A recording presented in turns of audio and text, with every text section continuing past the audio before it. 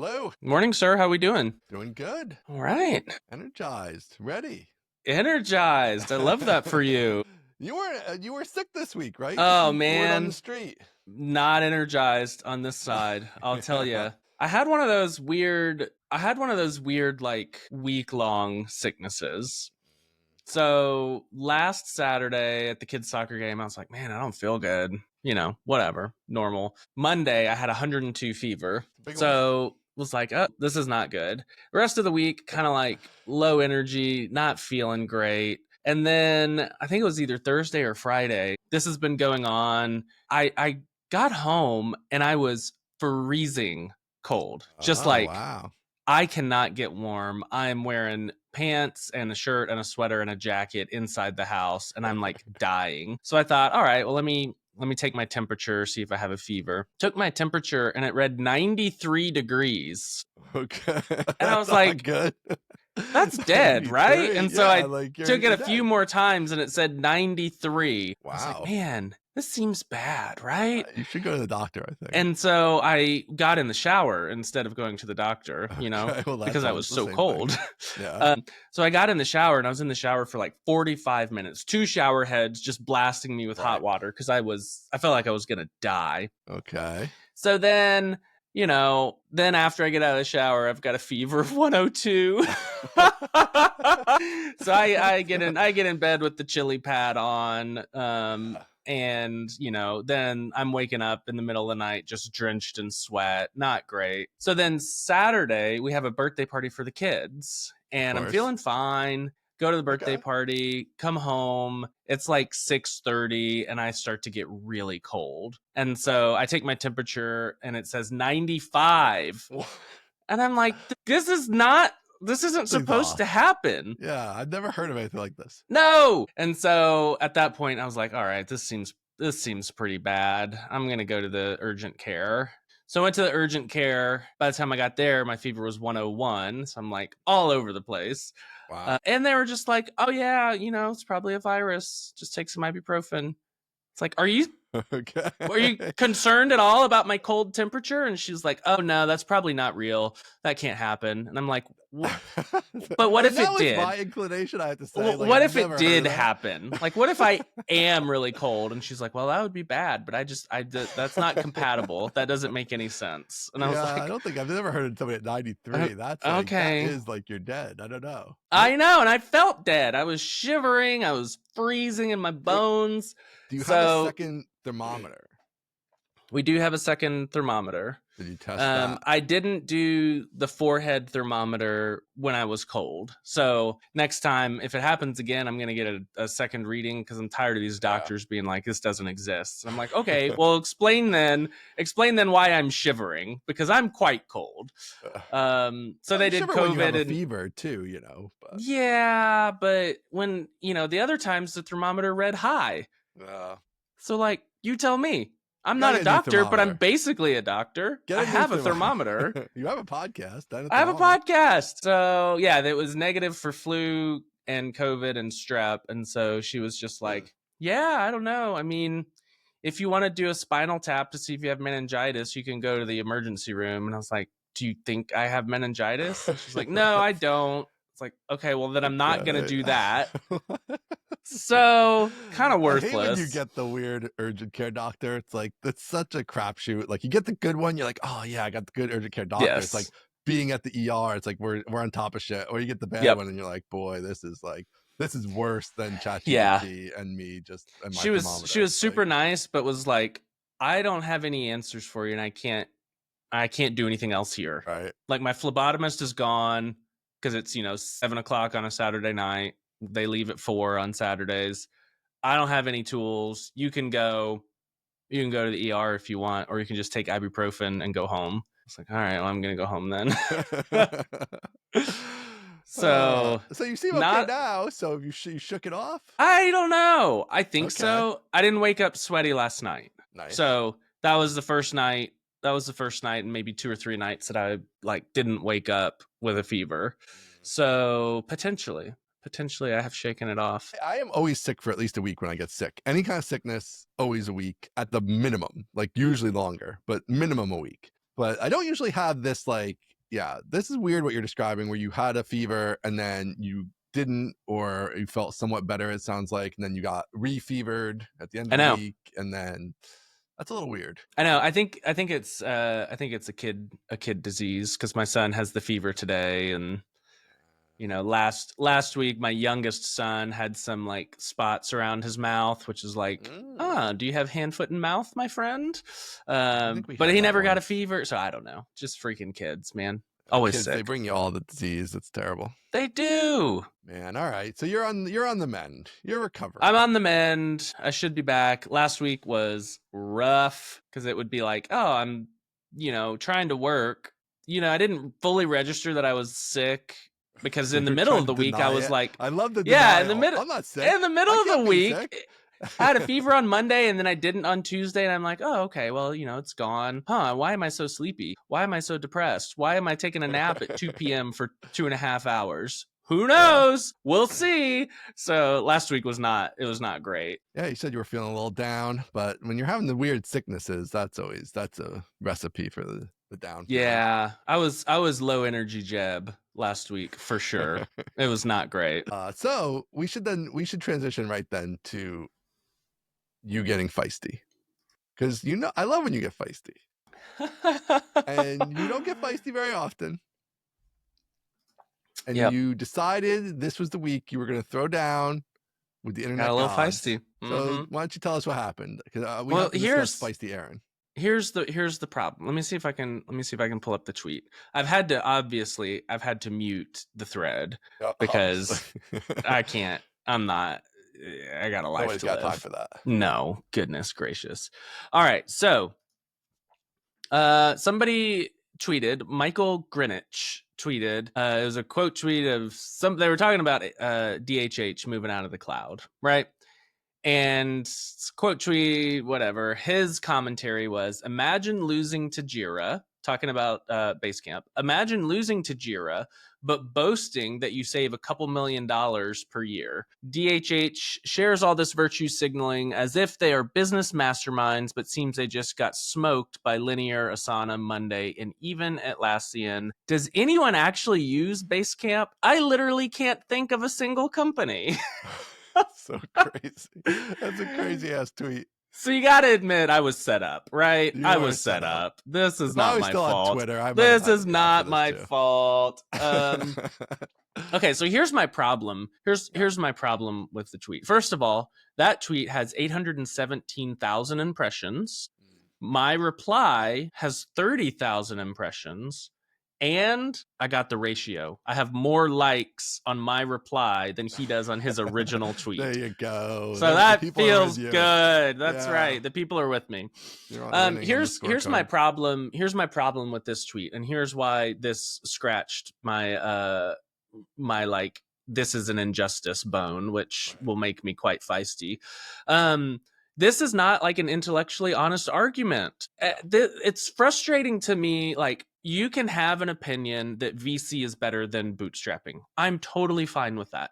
I'm actually not terribly interested in arguing that with somebody who's like VC brained. That doesn't really, that's just like an opinion. Like, I don't really care if you have that opinion. That's great. We can have a discussion. We'll both go away feeling more solidified in our own opinions. Right. The problem I have here is like people ascribing their own points of view to someone else and then saying, well, your strategies don't match what I believe your point of view is. And it's like, well, that's because that's not their point of view at all. Like, I don't listen, DHH, good, bad, indifferent, don't really care. But to assume that DHH wants to take on Jira is just like, you haven't done the reading. You have no idea what you're talking about. You have no idea what you're talking about. Yeah. Talking about. It's crazy. So like, I don't even care. I don't even care if DHH or Michael is right. But this whole I'm going to put what I want out of my life onto you and then criticize you for not living up to it. It's like, God, come on. This is very, very stupid. And so my response to him, and I was trying to just like, keep it easy breezy. I was easy breezy. And I said, you could put it another way. Imagine making tens of millions of free cash flow a year, owning a dozen supercars and a mansion in the hills, and caring at all about Jira.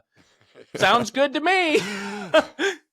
And that's the one that got the ratio. And his response was, having nice cars and a nice house is fine if those are your goals and why you work. And I was like, yeah, you made my point. So I responded again, exactly. DHH has said many times it's a lifestyle business, and in that regard, he's unambiguously winning. And this is what I just described to you. I think a lot of people are projecting their own goals onto him and saying his strategies make no sense. Well, yeah, he's not working towards that goal. Right. And that's the part that that's the part that always bugs me, is where people are making a bad faith argument. And I don't like, more than like wanting to enter in the fray of the arguments, I want to point out to them, and this is a fatal flaw of mine, I want to point out to them how wrong they are in constructing their argument. Like, that's just a bad argument. There are great arguments you can make. And I will let you make those. But this doesn't even make sense to me. So yeah, I got a little feisty. I think you're totally right. I mean, I think it's unfortunate that like I think that he doesn't seem to know anything about Basecamp or Jira, in the sense of like that they're not related. Yeah, nobody and that Jira makes no money. No one would ever replace Jira with Basecamp, first of all. Like, these are not the same tools in any way. Like, it's just a silly comparison. And so, like, just on that whole level, it's like you're trying to make this point, but since you don't understand what Basecamp does and what Jira does, I guess maybe, that the point doesn't make any sense. Also, I think I've been on this hill forever, and we've discussed this on the show, but I think everybody, especially the VC guys, really underestimate how much money Basecamp makes and has. I think so. Like, if you're talking about winning and you want dollars to be the measure, I mean, I think Basecamp, you got a while with your VC startup to match Basecamp. Like, I think they have made tons and tons and tons of money, more money than most people imagine that they make. I think they really make a tremendous amount of money. So like, and that's to say nothing of like, that if the revenue is the metric, those VC companies still have a long way to go.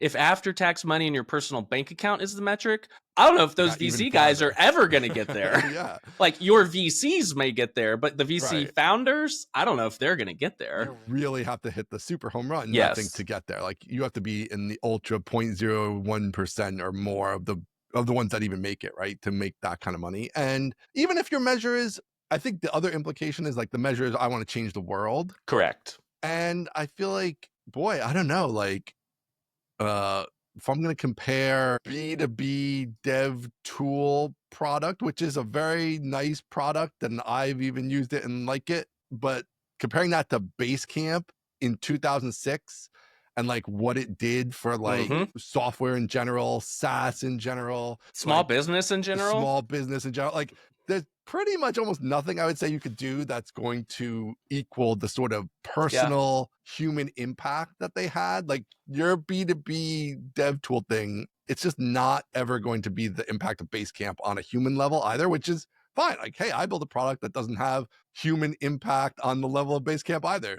That's fine. Like, that doesn't have to be everybody's goal, but like, if that is your goal, I think you're still losing. Yeah, you're still losing. So I don't know. The whole thing was weird. The whole thing was weird. The streets, throwing down, because usually you like to just let these things, slide by. You're trying to be the good Twitter citizen, be the shining light out there, but sometimes you just have to stand up for stuff, And I think what really got me was I felt like it was a procedural infraction. Like, I'm all for people arguing and having disagreements, and that's fine, but we got to follow the rules. And if you don't follow the rules, I feel like, okay, well, that's you broke the rules, and that's inappropriate. And I must tell you, it's not great. I end up honking at a lot of people, because it's like, well, you're drifting out of your lane. I should honk at you to teach you a lesson. And it's like, I don't really need to do that, but feels good. I love rules. And this guy, I feel like he broke the rules. He made a procedural infraction. And so I had to say, my friend, this is a very silly argument. Which is not to say you shouldn't disagree with DHH. I don't care. Do whatever you want. Yeah, it's great. I know you do. Tons of horrible takes. I know Loads of you them. think that. I know that, But and you I don't can't care. chop down the I mean, the guy has accomplished some amazing things, and to say that they're not is silly. Like, it doesn't make any Also, sense. does anyone use Basecamp? Kind of got me. I was like, Yeah, it's a oh, little bud. like Yes, maybe time to drive outside the San Francisco perimeter for like correct. 3 minutes. Just like get out And some of there. the replies were like, I've worked at 4 different companies and nobody's used Basecamp. And I'm like, guys, he's not financing the house in the hills. He's not financing his F1 race cars, you know? And it's Like, just like, again, it's like I don't really get why people's perception is if you work at a software company in Silicon Valley or anywhere that you would expect to see Basecamp. That is not who it's correct. for. It is not Yes. a bug tracker. It is not No. even a software developer tool, even though they use it themselves that way, and they do pitch that you can use it that way as like a planning tool, not as a bug tracking tool. It's more for But PTAs than it is for bug yeah, tracking. it's for consultancies. It's for communicating with your consulting clients and Yep. agency. Like, that is who uses it. And practically every consultancy I know uses it. Like, maybe not 100%, but a lot of them. And yeah, there's plenty of people using Basecamp. Those guys aren't going. They basically keep 60 people employed so that they can build side projects. Like, that's literally Yes. what like most of those people are doing. They're like, let's build Mhm. this other thing. Like, let's keep Basecamp running. And you know, they could fire half the people there easily and just pocket another 20-30 million dollars, and there would be no difference in Basecamp itself, the product. Like, they would have new versions, it would be maintained, and everything would be fine, and they'd have extra $30 million a year in their pocket. But they don't, because they want to just have people around to do other stuff that they want to do, which is cool, and that's it. So like, the whole thing is silly.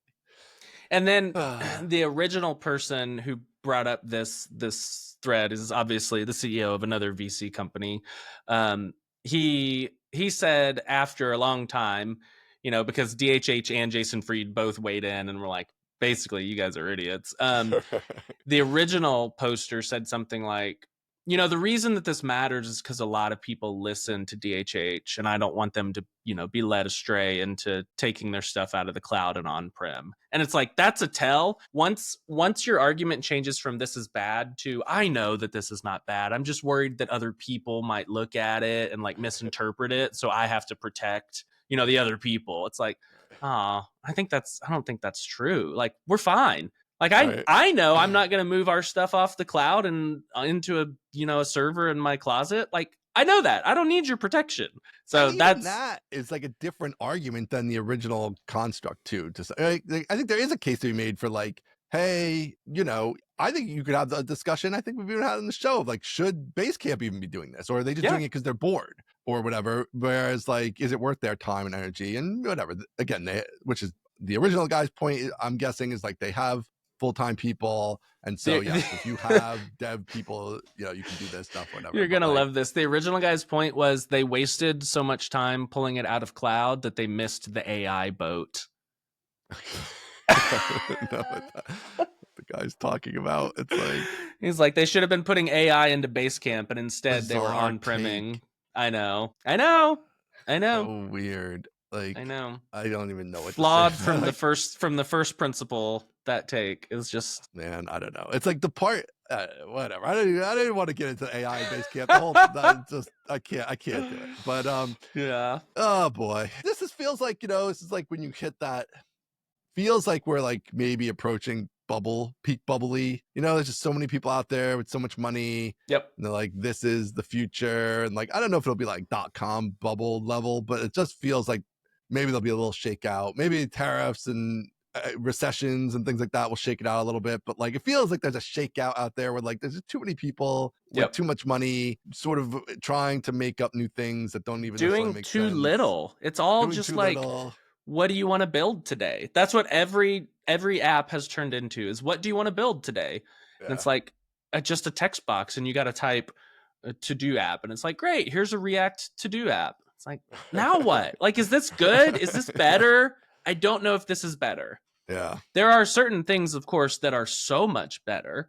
And that's like, you know, generating CRUD and, you know, doing transcription, and some things that AI has done is just so much better. But I don't know if like the majority of the AI implementations have made things better. Yeah.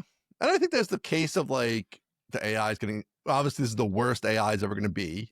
and it'll be better tomorrow, presumably, right? And it'll be better next year. And so like there's a case to be made, and like you should be building towards that Yeah, day 2 or 3 totally. years from now where it is better, or 10 years from now, whatever, like, and you'll be there and ready when it as it evolves, right? I think that's fine. But yeah, this like the just yeah, you see it like in my world, you see a lot of like, oh, upload PDFs and point us at your website, and we suck up all your stuff, and we make a chatbot that answers a bunch of stuff mostly Yep. incorrectly or partially incorrectly because just sucked up this stuff, doesn't know anything else about it, just like sucked up your bad website copy and is like answering questions. And sure, it answers some questions right, but it also answers some questions wrong pretty often. So like it's like, yeah, again, like part of it is it's going to be bad before it gets good, and I think it's fine. But there is absolutely this whole like, yeah, just what even AI tools, I think often the text box should not be the interface to them. Like, I think this is like a huge area where people are going wrong too. It's like, I don't want to type a big description. Like, we can have buttons that just do things. That's what software's always had. And behind the button could be an AI thing that happens or whatever. But like, I don't want to write everything I want something to do. What if I don't even know what it can do, right? Like there's just other user interface affordances that are important. Yes. Like, that's in the software. thing. That's the thing that is slightly related but slightly tangential about AI. Is you said something like, I don't even know what it can do. That's how I feel about using AI as like your beginning point of education. Like I'm not an AI doomer. I think AI is great. I do think it is overused, just like we've just talked about. I think it's used in a lot of bad places or a lot of like poorly thought out places. But I think AI is incredible. What I don't think it's good for is serving as like your foundational underpinnings of knowledge, because you go into the AI and it, as we all know, gets like rabbit holed. It's like it goes down one path. And if you don't have enough knowledge to say, bro, you got to back up, there's a whole different thing you could be using that is way easier. You're just going to take it as is, and it's going to be terrible. And so that's the part from like, obviously from my side, I'm very, keen to try to convince people of is like, you still got to learn fundamentals. Like learn the fundamentals as you always should have, and then use the AI to like help you do specific discrete implementations or solve specific problems.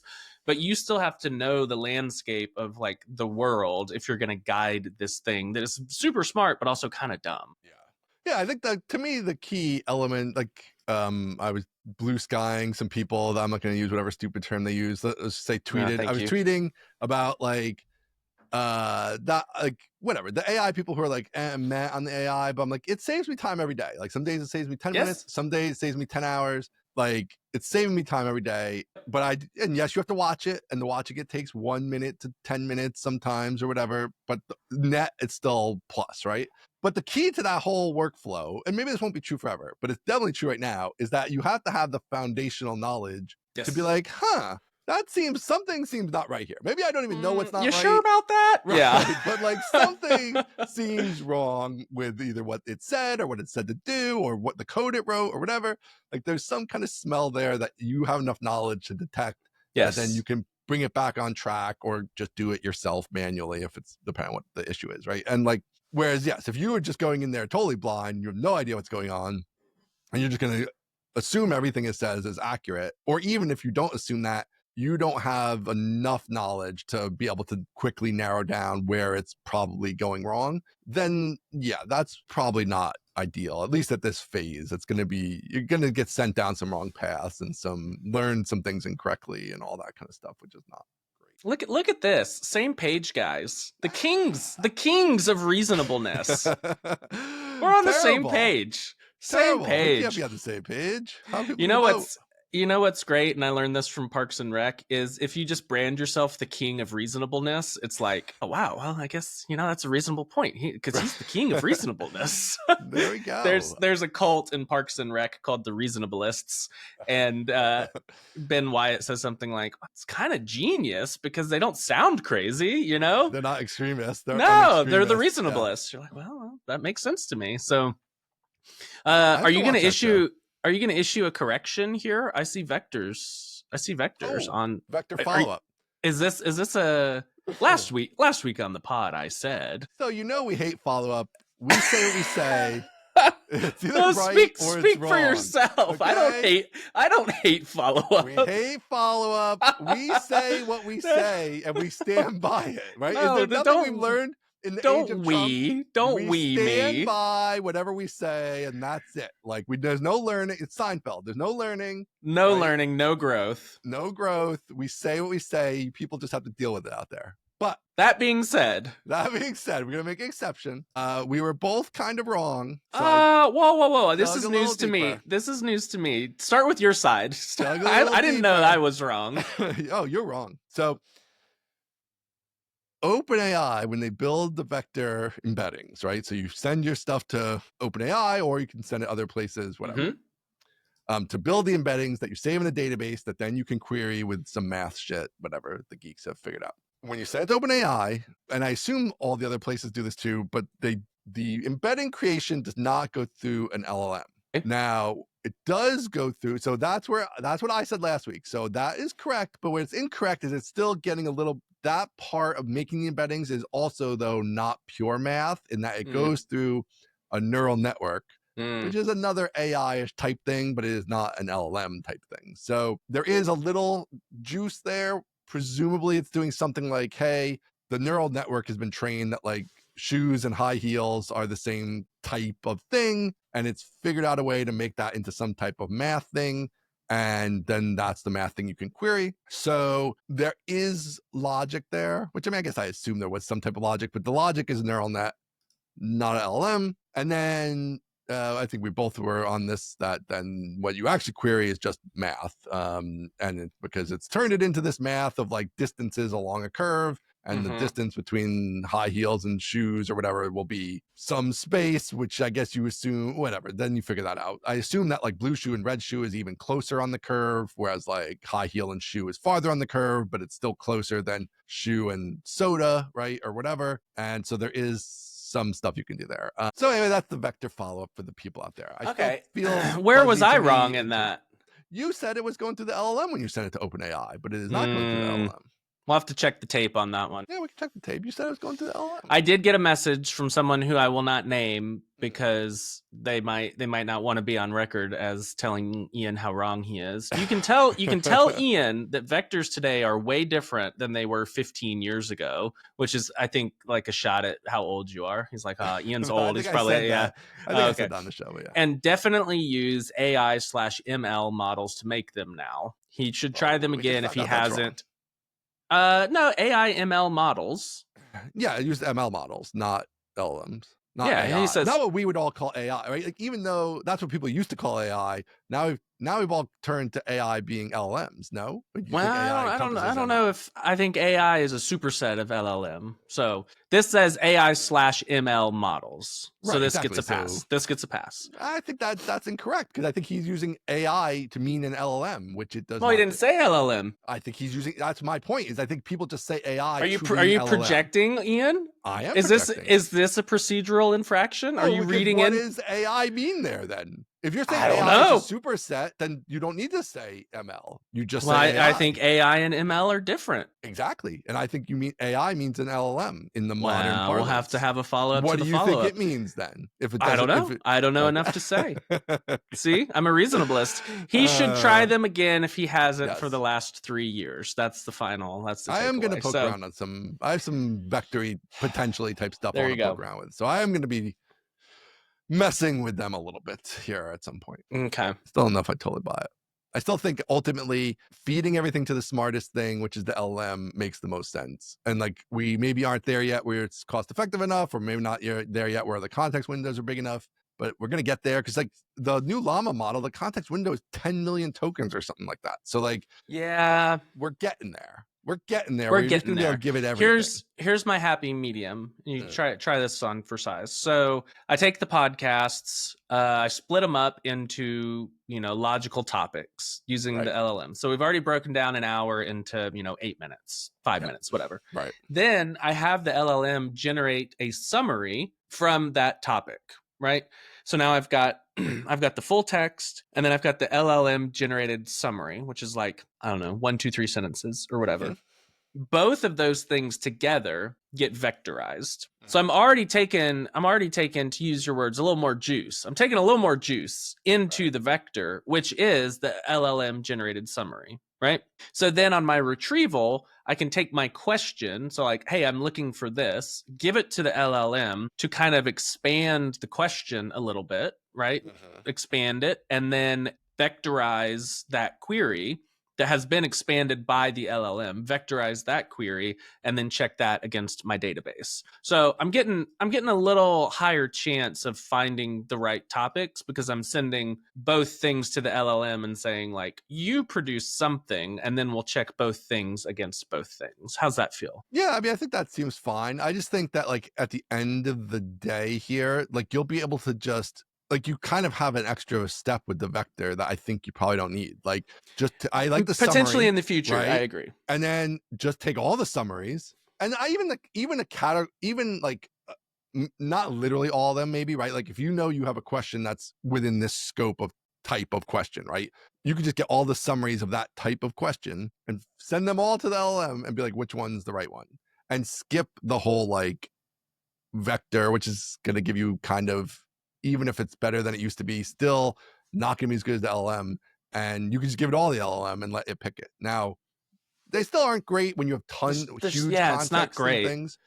But that's all the stuff they work on a lot. Like every time they release new ones, I agree. like the needle in the haystack stuff is like they always talk about it. Every single new model release is like needle in the haystack, improved XYZ. But I've got 100 hours of content. There's a lot. That's a lot. And if I'm asking a question about, what have I said about focus versus like, working on too many things, I don't need to send it a bunch of text about HVAC systems and how Disney World sucks. So cheap. But it's not price, it's performance. Yeah. Like I don't need to send it 10 encyclopedias when really it's just like these 3 pages are the ones that are relevant, But you're only sending it the summaries. You're not sending it the full body. Oh, you're saying send it the summary of everything and ask it, which ones do you want for context? Right. Oh. Exactly. Potential. So then the LLM's still doing the heavy lifting. You're not sending it 100 hours of transcripts. You're just sending it whatever, 50 1,000 summaries. Whatever. If you did everything, it's 1,000 summaries, but maybe you can even limit the scope. If you with something like a vector search. Yeah. Well, no, I don't think maybe the vector search. I don't even think so. I think it's like, what type of question you're asking? When did I talk about philosophy, right? Well, this is a certain category of issue. And so you can only send the summaries of those categories of discussions or whatever. Like, whatever. Even if you send it all 1,000, though, I think it would still be fine. I think it would be more, you should try. I think it would be more accurate than the vector. That's my guess. I find that hard to believe. Why? The LLM is smart and the vector is dumb. I don't think the vector is that dumb. I'm still on the vector's dumb bandwagon. I mean, I've done, let's say, related article vector searches, right? I've done videos on that. And they're all very good. You vectorize the entire articles, and then for an individual article, you say, give me the vectors that are closest to this. And then like you're on, year in review 2024, and the suggested articles are year in review 2023, year in review 2022. And you're like, that's pretty good. I guess it depends on exactly what you're trying to do too. Like a related article is like low sort of downside risk there. Yeah, everything I'm doing is low downside risk. Yeah. But I just think that's even more though. Like it's an extra step for you. Feels extra to me. It feels right to me. Oh, I'm glad we're back to disagreeing. That was weird there early on. That was so bizarre. No, geez. All right, I'm gonna play with the vectors in the next couple of weeks here. Play with then the I'll vectors. Report back. Hopefully, I'm wrong. I would like to be wrong. Play and report. Would be useful potentially. Do you use it for wides? Like, so you use it to get the big chunk of stuff and then send that still to LLM, right? Correct. Yeah. Yes. That's interesting. Yeah. Make us some money, Ian. Make us some money. Shoot, we gotta make the money. All right. Let's do WorkOS Auth Kit. Laravel 12's new starter kits include WorkOS Auth Kit. Future-proof your authentication stack with the identity layer trusted by OpenAI, Cursor, Perplexity, and Vercel. Check them out at workos.com. I used the WorkOS starter kit this weekend, and it's actually pretty awesome. It's good stuff. All right. Because authentication is terrible, so that's good. And I'm gonna let you take Bento this week because you're the Bento man. So I'm gonna go to Laracon 2025. Laracon is calling all web artisans, come to Denver, ready to level up, leave, ready to ship. Check them out over at laracon.us. Buy your tickets. We're having a party. Get on the wait list. Even if you don't go to the party, we'll be there. Come say hi. The stuff.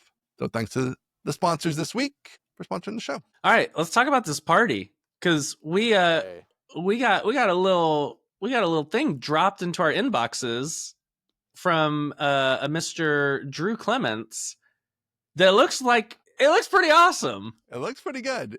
Friend of the show, Drew Clements.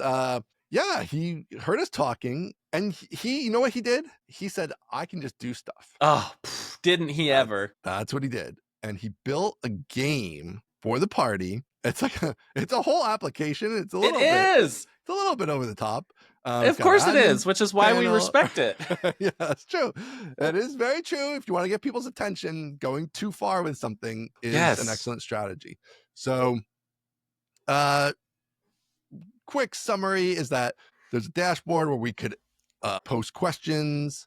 We queue up a bunch of questions. There's a QR code so people at the party could scan the QR code. And as we show questions on a screen, presumably, or something like that, people can answer the questions by clicking on the Aaron head or the Ian head. And then we can show the result of each question, one at a time, show a result, next question, show a result, next question. And everybody can participate. It can be excited when their host wins. Mm-hmm. When the Ian people crush, as we will, that will be very fun, little live thing to do. And yeah, it's a QR code so people can vote from their phone. There's a way I think that even people who aren't there could watch if this was we could just post up the URLs and they could just watch that way. Or I guess we streamed. I don't think we're gonna stream, but they can still see it on the website. So yeah, I think that's pretty awesome. Looks like a lot of fun, frankly. It does. Because the questions he put in there were like, Disneyland is worth the slog. And it's like, oh, this is gonna get people are gonna love this crap. So I think this has legs. We gotta figure out how to make this a real thing. Because that's exactly what I was thinking. Low pressure, low involvement. Like we're not going to sit around and explain rules for 20 minutes. Yep. It's like, this is a silly little game, has a little inside baseball, which is what, people are there for.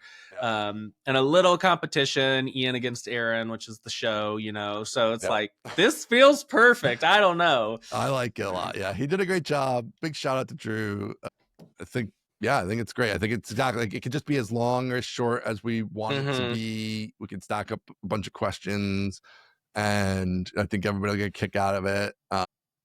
And I kind of don't even have any notes. It's like, exactly right. Like there's no like big complicated rule set where it's like we'll go find other people or do other stuff. Like, right. I'm sure the Thunk guys are gonna do something like that at Laracon itself with a more elaborate game. We didn't necessarily need to with do a longer timeline. Game. Our thing is like it's a 2-hour party, Right, yeah, and we only want to spend probably 10 minutes of it playing this game, right? 15 minutes or something at the most. So yeah, I think this will work. I mean, we haven't gotten in there yet ourselves, but we'll have to come up with some. Maybe you'll have to use your transcripts of the show to generate some controversial questions. That is a great idea. Yes, that is a great idea. Working for us here. Here's a slight 3-degree change on the game that I'll be curious if you like or not. I'm not totally sold on it. I think right now the format is like you insert a new question and like make that question active, and then everyone on their phone can do it. And so presumably we're standing at the front. We read out the question, everybody pulls up their phone, and they're like Team E and Team Aaron, whatever. What if we had the questions like printed out and placed around the venue, so people are like voting during the night? We've got the question, we've got an Ian head and an Aaron head with a QR code. That way people are voting during the night. It gives them like some fodder if they're at an awkward conversation. They can be like, oh wow, Disneyland does suck, Aaron is right. That kind of stuff. And so really like, and then maybe aspect. Maybe at the end we all get together and we read them all out and show the winners and losers, and we have like 1 or 2 that are live, something like that. So like a slight adjustment, but how does that feel? I love it. I think it's great. I totally like especially the like, this is good, make a new friend fodder. Totally. The questions get leveraged over the whole night instead of just being 5 minutes of fun kind of in the middle or whatever. So, and then that's a perfect closing to like, hey, we're going to, announce the answers and go through them. And yeah, I love that idea. Okay, I think that is the platonic ideal of a game right there. Yep. It's low stakes, fun, conversation starters amongst people. Love the conversation starter. Love a conversation starter, and gives people some time to like have these arguments themselves, which they probably want to do. Yes. We could be out making our case for the questions. Yes, come argue with us. It'll be great. Yes. Okay. Knowing them in advance, great change to the game. I love it. Yes. Okay. So Drew, you're in. This is the game, and we got to figure out. We got to get producer Dave to print up a bunch of Ian heads, Aaron heads with little QR codes on them for voting and questions, and we got to work with Drew to make this thing a reality. This is great. This is better than I could have hoped for. Yeah, it's really good.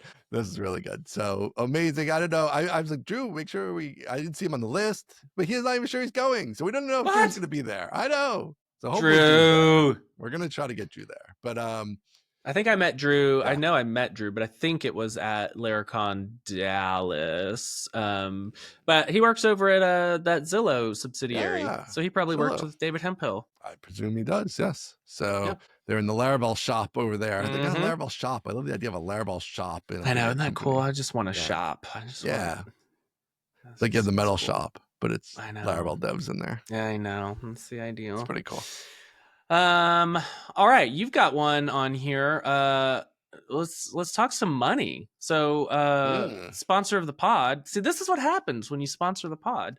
They announced they've made some money. So give us the story here. Yeah, NativePHP. Oh, I didn't put the tweet in here, man. I thought for sure I put the tweet in here. Anyway, Simon from NativePHP had a tweet where he was talking about how they crossed $100,000 in revenue on NativePHP. That's some real money. That's real money now. That's real money. Side project money. That's a chunk of change. That's not buy me a coffee money. No, it's not buy me coffee. So I just thought it was really cool because obviously we've been talking about on the show both just as a topic and since they've been advertising the last month. And it's like you never really know. It's like I love the idea of using PHP, a language you already know, to do mobile development. That sounds really cool. But then it's like also weird, right? It's like, oh, totally want to do that. I don't know. Are there limits and downsides, whatever? Boom, people are doing it. People are not, I think there is some kind of like semi-free version, but like people are going beyond that to the paid version so that they can get all the goodies so that they can do mobile apps with PHP. And a lot of people. Cool. A lot of people. Hundreds and hundreds of people. Have taken out their credit card to pay several $100s up to, I don't know, I think the upper tier is like 1,000 or 2,000 or something to get access to the full, I guess you'd call it SDK, or I'm not sure how they describe it, but to do the mobile dev. And I think it's really cool. I had talked with Simon before he launched this about like the business of it and all that stuff, and just him, if he should charge for it and blah, blah. So it's really cool to see that he decided to charge for it and it's working. They're making money. I feel like we haven't seen anything like this in a little while somehow. No, it's an interesting model. And is it illegal if I say I guarantee that if you advertise on this show, you'll make $100,000? No, that's not against the law, right? It's puffery. You're allowed to do that. It's specifically the law allows it. So I guarantee it. So sponsor the show. Sponsor the show. I think that we have not had. It's not like we've had nothing to do with it. I think we haven't had nothing to do with it. It's very targeted at the potential audience of NativePHP. That is true. And that I would be surprised if there wasn't a fair chunk of customers from those areas. That is true. So I agree think with that's fair. I think that's like legit fair. So it's an interesting on him for taking the risk. $1,000. He threw it out there, took a shot. It's paying off. Yeah. It's an interesting model that's like, it's not open source, right? So there's NativePHP that lets you build like desktop apps, and that is open source, which I think is also kind of intriguing because it's like that's the older school thing. That's free, right? That's like your little gateway into it.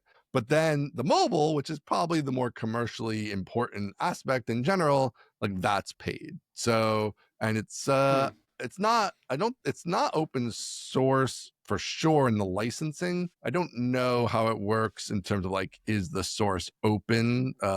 Potentially it's source open. But yeah, you need a license for the mobile version. No, it's a private composer package. Yeah. So I mean, the source is probably open in that case. If it's not, like once you pull it in, you could go look at the source, but it's not open. Yes, but source. I don't think you can pull it in unless you have a license. Right. Yes. Oh, frequently asked questions. First question: why isn't this open source? Oh, okay. Right. There you go. So no, it's not. It's not open source. There you go. Yes. Will there ever be an open source version? They said they might do an open source version once they're kind of like to a sustainable amount of revenue. Although I don't know if I love that idea, honestly. Like that would cut into your sustainable revenue. So I don't know about that. But yeah, you should. We should get him on here and do a business dad corner on native PHP. Yeah, that'd be a good one. What is I'm just seeing the what you get. You get you get access to the repo, one production app on the base. I mean, $50 a year for the base. So, I mean, that's nothing if you want to try it out. Like $50 is nothing. You get one production app, one developer seat. I mean, that's like if you want to build a mobile app as an indie, that's nothing. Right. And if it turns out you can do what you want to do with native PHP, I mean, the amount of time you save over learning, totally multiple other languages to do it, or even if you do whatever, one of the JavaScript one, React Native or whatever, where you still have to learn this other language and all that stuff. So you're going to save a ton of time, obviously. So very cool.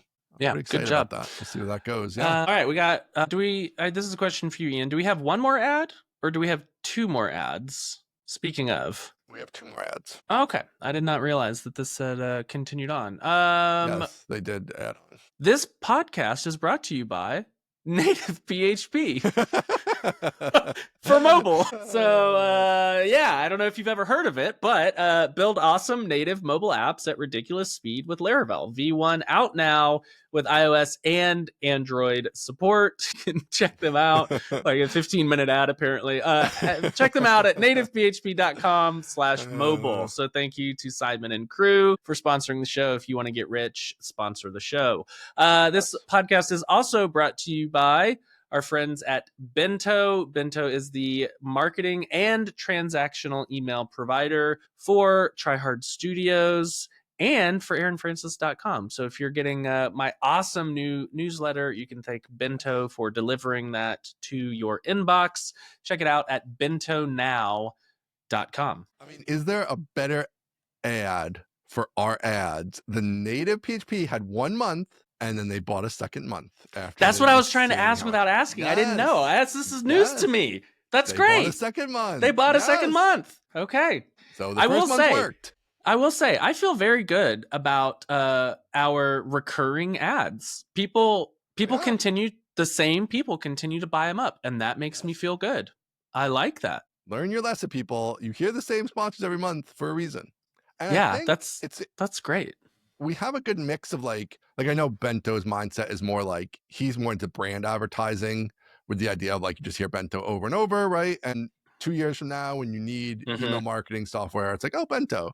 So I think that works really well in this format. But also, you have native PHP, which is, you're always getting some brand benefit, but I think is also driving just direct action. More direct CTA there, yeah. Yeah. So it can work both ways. I think if you're targeting the right audience, as this podcast is, then it can work out. So thanks to the sponsors. Good stuff. I love when the sponsors become a topic. Also great stuff. It's great. Can't beat that. Can't beat it. All right. So what do you got here? You have another one. I don't even know what this means. Last week we talked about the big platform overhaul on this pod, and we did it. We rolled it out. Whoa. We are officially migrated off of Lemon Squeezy, save for screencasting, because we're doing like the full launch of screencasting soon, and so we're just letting it stay on the old platform until we cut over. Yep. So we're officially off of Lemon Squeezy onto Stripe. We have also updated the platform to be way more configuration driven, so we can launch a new course in like, a day and a half instead of, actually half a day instead of like a week. Wow. Because it used to be that it was like, all right, we've got a new course, Steve, you got to make entirely new landing page from scratch and come up with, branding and all that. And it's like, I don't think that's necessary. So we did a ton of work there, and we got it all rolled out, and we had no issues Wow. whatsoever. There you We go. sent out an email that was like, hey, we switched to Stripe, here's a coupon to celebrate, which is like very thin reason to, Very thin, yeah. whatever, but have a sale, give us money. And a lot of people bought. They were like, hey, Oh. I've been waiting, and we're now sending out emails. It's like, how did you hear about us? Which, big boy business stuff. Yeah. And a lot of people were like, hey, it's great, I've been following, been waiting for a sale, so I went ahead and pulled the trigger today. I think I first found you on YouTube and then followed you on Twitter, and then I don't know, maybe read your newsletter. And it's just like these emails coming in make it very clear that attribution is just impossible. Right. The only thing you can do is ask people, how did you find me? I mean, Yeah. it's sure if you do like, pay-per-click ads, you get a pretty through line. But this kind of stuff where it's like, one guy said, I think I was first introduced to you through something that Kent C. Dodds did, and then I saw one of your YouTube videos, and then started following you on Twitter, and then finally pulled the trigger today. And I'm like, that's a 6-month customer journey. Long like, time how am I supposed to right. capture that? I'm not. Right. And I told Steve, a lot of people are mentioning YouTube, and it's like, it's almost like we should have known that. Like, it should have been painfully obvious that, videos could sell videos. So, but yeah, the rollout went great. I'm very, very pleased with both. No downtime, no problems, no anything. And also the results. Like, the shopping cart is way better. The checkout is way better. The payouts are way faster. With Stripe, you get them next day instead of like a month and a half later. So feeling pretty good. Man, so yeah, there's a lot there. So first of all, I feel like everybody was like lemon squeezy, lemon squeezy. And then like it's kind of completely shifted. Like Stripe bought them, and ever since then I feel like everybody's like, we're off of lemon squeezy. So yeah, I think it was a little bit pre-Stripe, and I think well, they sold at the right time. Oh, I love they sold at the right time story. I think That's they sold the at the best. right time.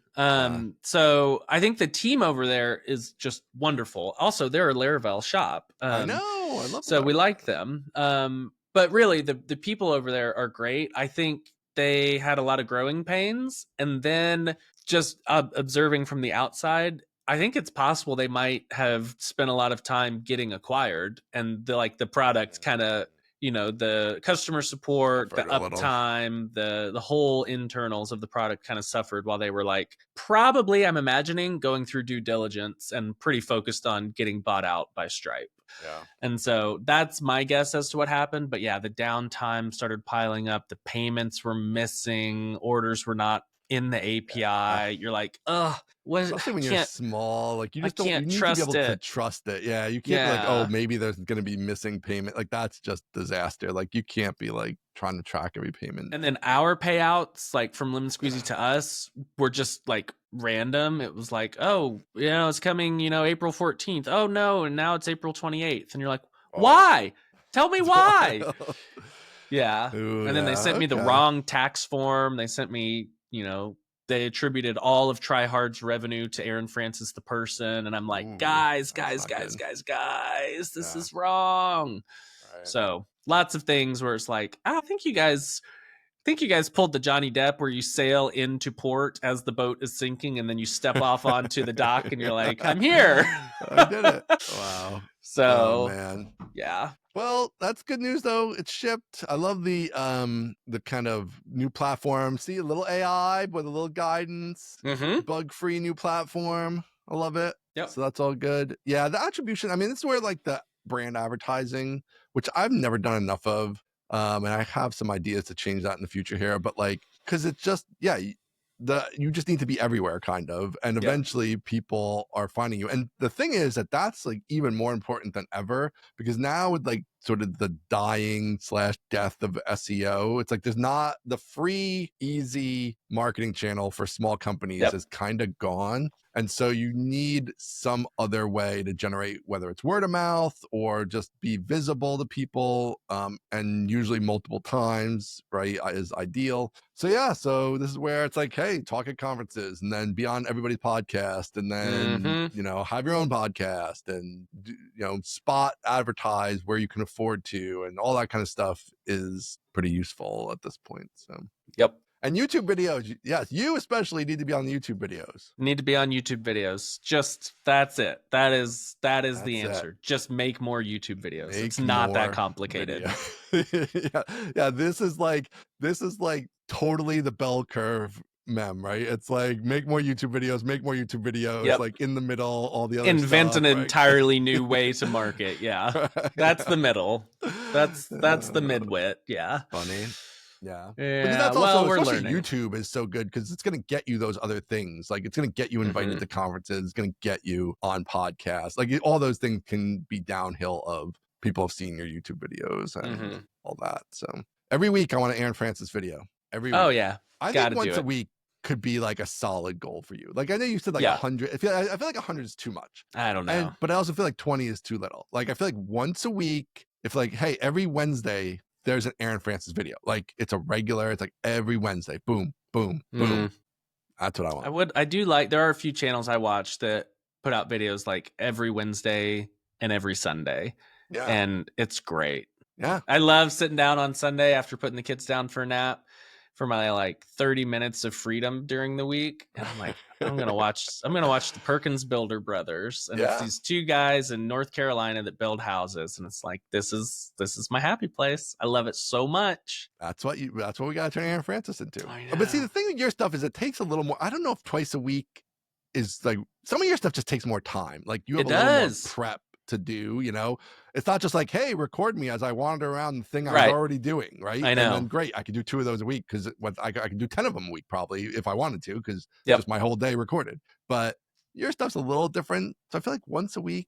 I feel like if you did that, then you could do those premieres, which are cool. That is cool. You get the extra advertising of like, this is now floating in my subscription. That's interesting. On YouTube, I've never done one of those. Days. So I'm just seeing more of you without you even making more videos. It's like, oh yeah, this is coming. Good idea. Yeah, I don't know. There's some stuff like that. I feel like that all seems interesting. I would like to do some YouTube. I don't know. I'm not a YouTube guy though, but somehow, I mean, we kind of do YouTube with the show. That's a little different though. A little just bit, recording us, which is easy. There's no extra thought required. God, you would kill on YouTube if you just went on there and complained about stuff. You would kill. Yeah, a complaining show, that would be interesting. Now you've piqued my interest. Got a lot of problems with you people. Exactly. You would crush at that. Oh man, maybe at some point here. All right. I don't know. I think we covered it. I think we did got it. That's a got show. Nothing. It's in the bag.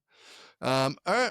Thanks everybody. .com, get on the wait list for the party, sponsor the show, listen to old episodes, all the stuff. Technical.com. And we will see you next week. Thanks. See ya.